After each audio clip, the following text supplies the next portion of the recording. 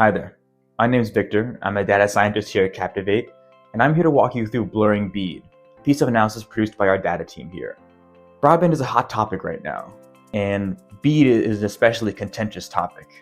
But how did we get here, and why is BEAD so contentious?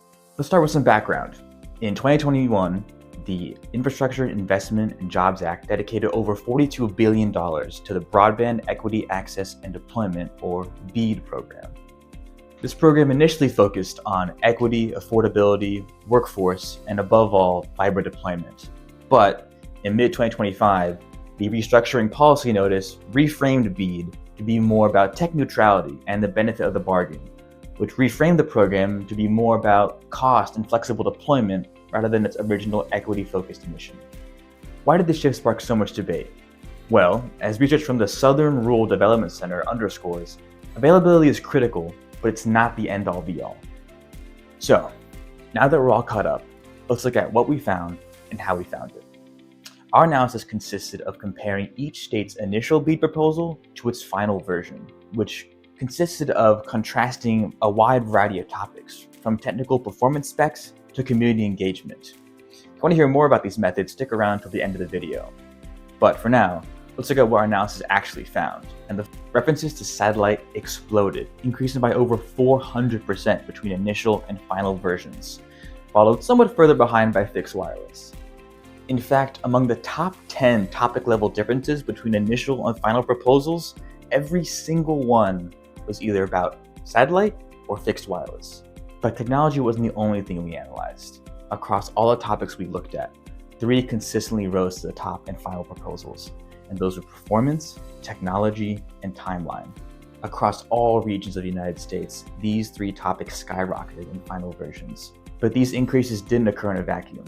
They came at a price. Almost every other topic we analyzed, all of which once pillars of the BEAD program, declined in reference across all regions.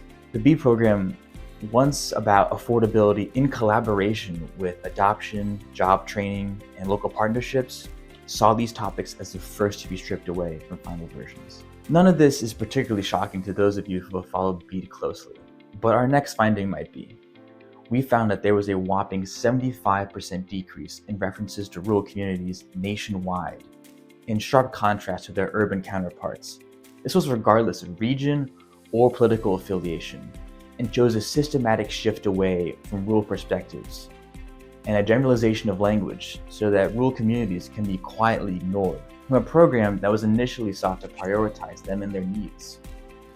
Now, not every state followed these overwhelming trends. In fact, we'd like to highlight some that went against the grain, starting with partnerships. Indiana, Arkansas, Nebraska, Missouri, and Mississippi all strengthened their commitment to partnerships in their final versions. Meanwhile, amid a nationwide collapse in rural support, Virginia and Maine did not waver and stayed true to their original commitment to these communities. Finally, there was a clear outlier in our analysis: Louisiana. Louisiana was the only state that increased its emphasis on adoption, workforce development, and partnerships, and increased its references to rural communities by over 600% in its final proposal. We hope you found this analysis helpful, both as a resource and to help your audience understand the harm being done to communities across America. Please share this video and visit our website to learn more.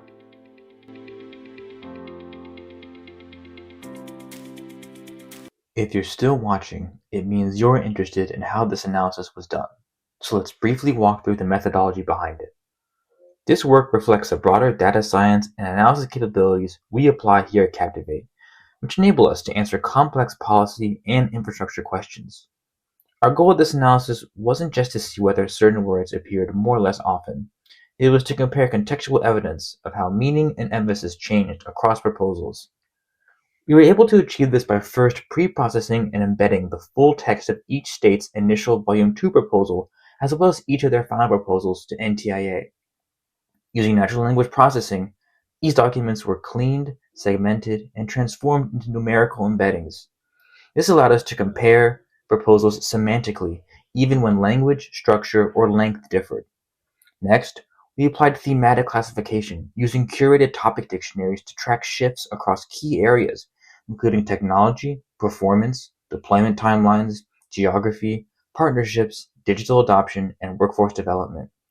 We then conducted comparative analysis by calculating percent changes between document versions and grouping these results by geographic region, national averages, and political leadership, defined here as a party affiliation of each state's governor. Finally, rather than relying on raw word counts, we calculated topic density, which we measured as the frequency of references to a topic relative to total word count.